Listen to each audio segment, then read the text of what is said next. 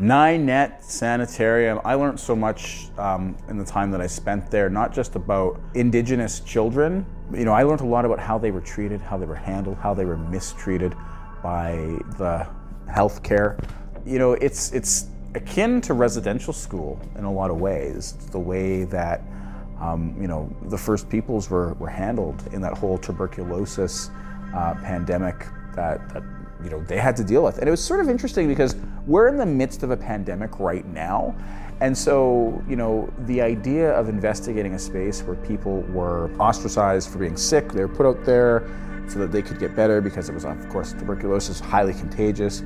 But also they didn't really know how to cure it or how to work with it. So there are all sorts of barbaric treatments that people were given. Ninette was a really powerful episode for me because it was, you know, really personal.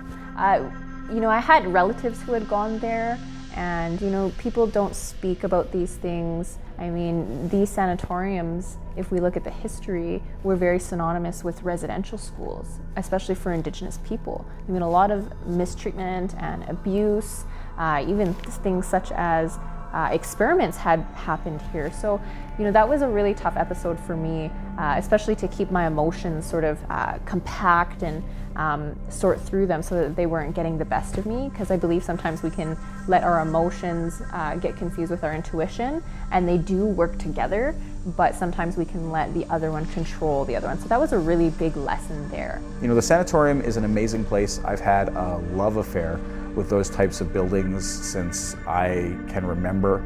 At Fort San in Saskatchewan, right in my own backyard. So when I heard that we were going to Ninette, that was just like a absolute dream come true. Finally, I got to dig into one of these amazing historic places. That night I learned some lessons. You know, I learned lessons in how to not offer too freely your own energy. I've never had an experience like the one I had in Ninette before. You know, being sort of completely drained and then psychically, mentally pulled into the space of this victim, this little girl that I was connecting with. It was really, really something else.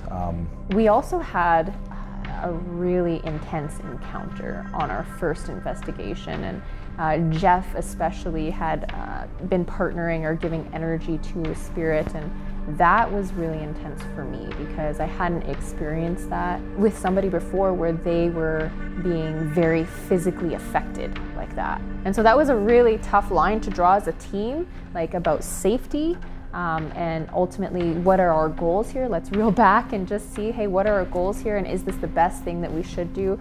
Do spirits draw us sometimes into situations that aren't necessarily good for us? And so how do we decipher when we're in the midst of that? How do we decipher what the best thing is to do? And so I think that was a really great sort of team building in a sense. You know, I did have some unanswered questions there because what was that spirit? We never got an answer necessarily. I mean, we felt the presence of a something powerful, something baiting us, something that had the potential to make Jeff feel that way. And it made me reminiscent of another spirit that we had come in contact with before. So I think that could be something that comes up in this season more, especially with Tom's absence. Understanding what safety and protocol entails as far as the spiritual work, once again, you know, having certain elements come through and try to interact with us. It was pretty jarring. Ninette was a very jarring episode.